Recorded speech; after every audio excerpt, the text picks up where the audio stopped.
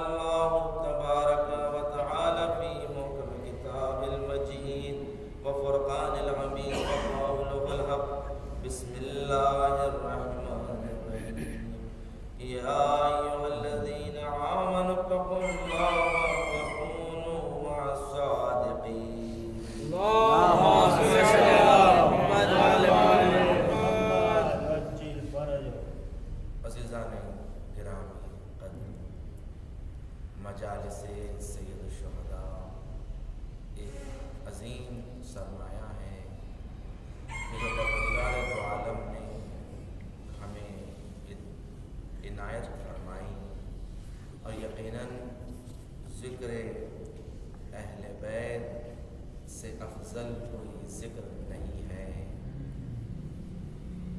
اسی لیے آٹھویں امام علی ابن موسیٰ رضا علیہ السلام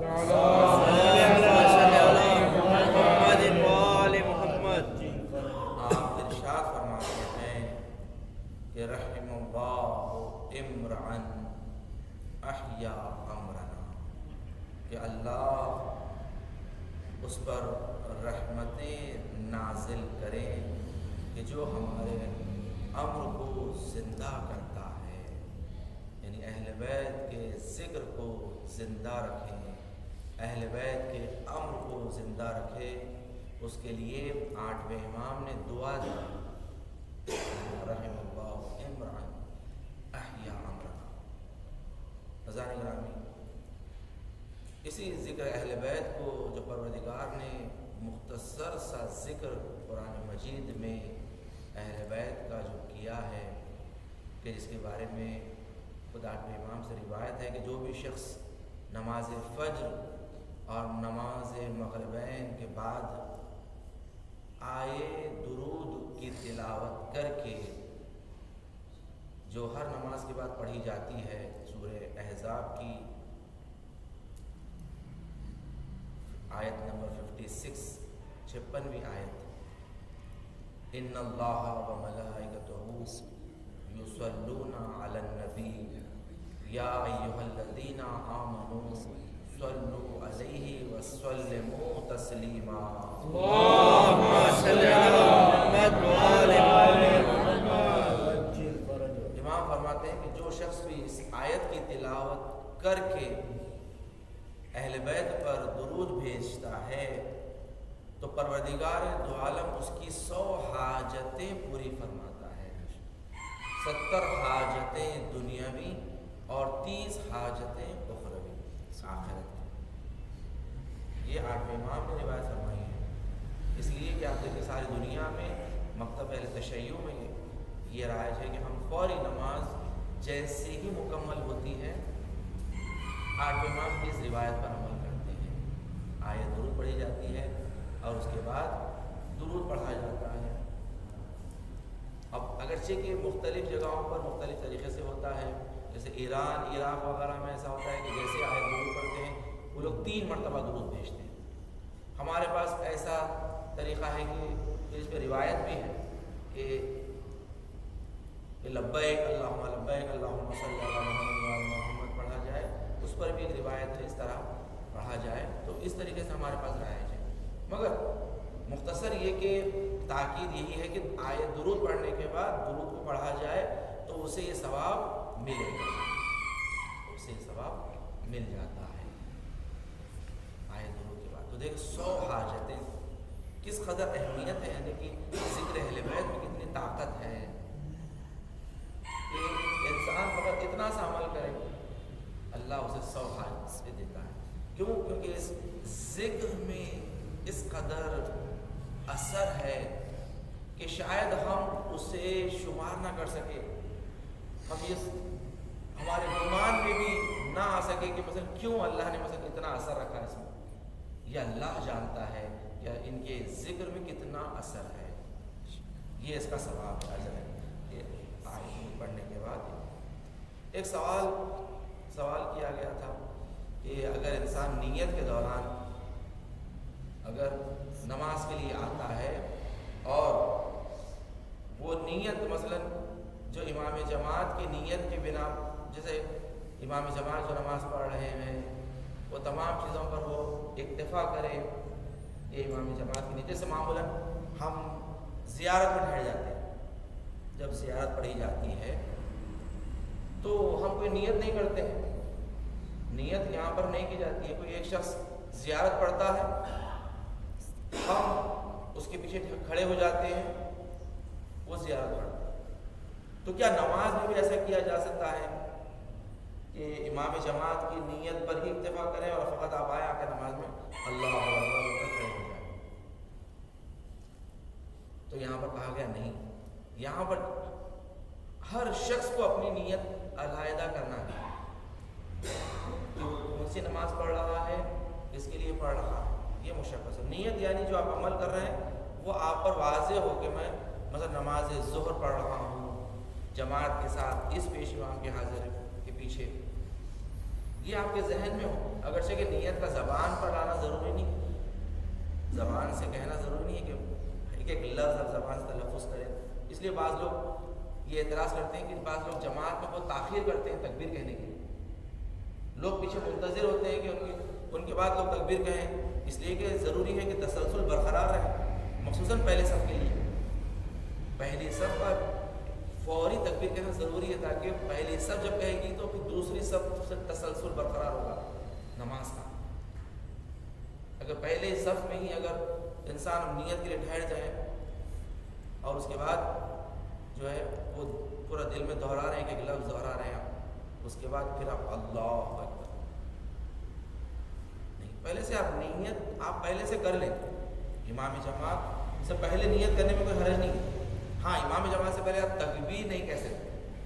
اگر آپ امام جماعت سے پہلے تکبیر کہہ دیتے تو نماز آپ کی بات نہیں. آپ امام جماعت کے بعد تکبیر کہیں گے، ہاں مگر یہ کہ نیت آپ پہلے سے کر لیجیے، پہلے سے کر لیجیے. آپ جب مسجد میں داخل ہوتے ہیں آپ جب بھی نیت کر لیجیے کہ میں مثلا نماز فجر پڑھنے کے لیے آیا ہوں اس پیش امام حاضر کے پیچھے، واجب قربت نہیں. آپ کی بس یہ دل میں نیت رہی، بس جیسے جماعت شروع ہوتی ہے اور مکبر تکبیر کہہ دیں آپ فوری اللہ اکبر کہیں شروع کریں. ہاں اس کے بعد آپ کو کچھ کہنا ہے مگر نیت آپ کو خود اپنے علیحدہ کرنا ہے، علیحدہ کرنا ہے. اور جو چیزوں میں اس سے پہلے بیان کیا گیا تھا کہ نماز جماعت میں کیا چیزیں نہیں پڑھنا ہے آپ کو اور کیا چیزیں پڑھنا ہے، بیان کیا. ایسا نہ ہو کہ لوگ یہ کہیں کہ بعض نے کہا کہ بعض امام جماعت نماز بلند آواز میں پڑھتے ہیں تو ہمیں کچھ پڑھنے کی ضرورت ہی نہیں پڑتی، پوری نماز کھلا پڑھے. بعض امام جماعت جماعت کی آوازیں نہیں آتی تو پوری نماز وہاں کو پڑھنا پڑتا. ایسا نہیں ہے جس کی آواز آئے یا آواز نہ آئے.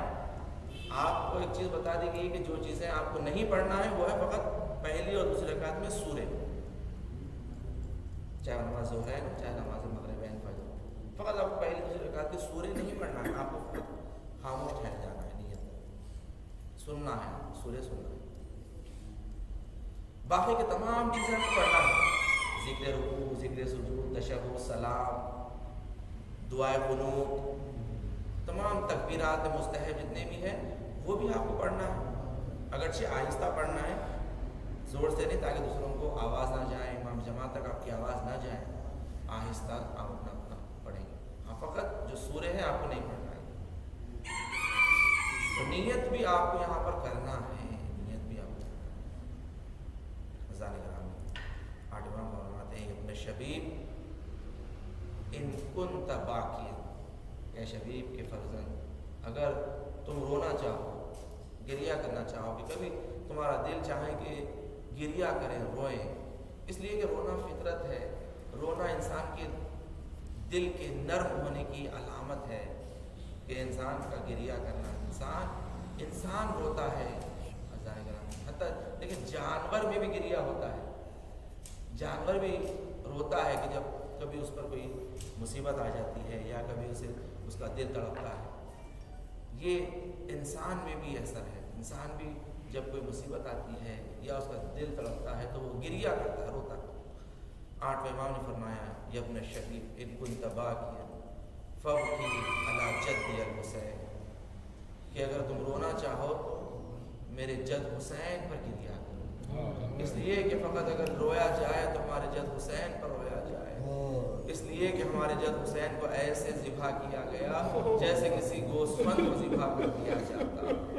عزیزان گرامی، ایک مرتبہ جب شمر امام حسین علیہ السلام کا گلا ذبح کرنے جا رہا تھا تو وہ اپنے خنجر کو پتھر پر مارتا ہوا جا رہا تھا. تو عمر سعد نے سوال کیا، شمر، کوئی بھی انسان جب کسی کو ذبح کرتا ہے تو وہ اپنے خنجر کو تیز کرتا ہے، تو خنجر کو پتھر پر کیوں مار رہا ہے؟ تو شمر نے جواب دیا، میں چاہتا ہوں کہ خنجر کند ہو جائے تاکہ جب میں حسین کا گلا ذبح کروں تو کند خنجر سے حسین کا گلا ذبح کروں، تاکہ مشکل کے ساتھ حسین کا گلا ذبح ہو. ہاں امام حج تم نے فرمایا کہ ہمارے جد حسین کو ایسے ذبح کیا گیا جیسے کسی گوسفند کو ذبح کیا جاتا. ارے جب گوسفند کو بھی ذبح کیا جائے تو خنجر کو تیز کر دیا جاتا، مگر ہائے حسین کا گلا مارا ضربتوں سے جدا.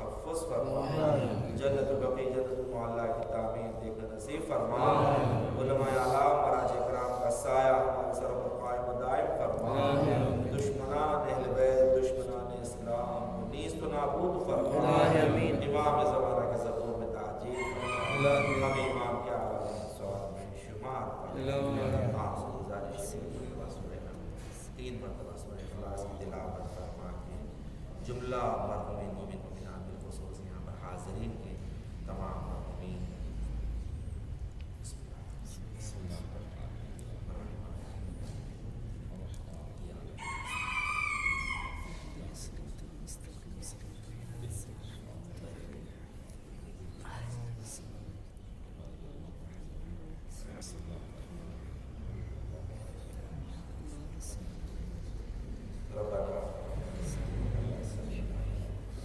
یا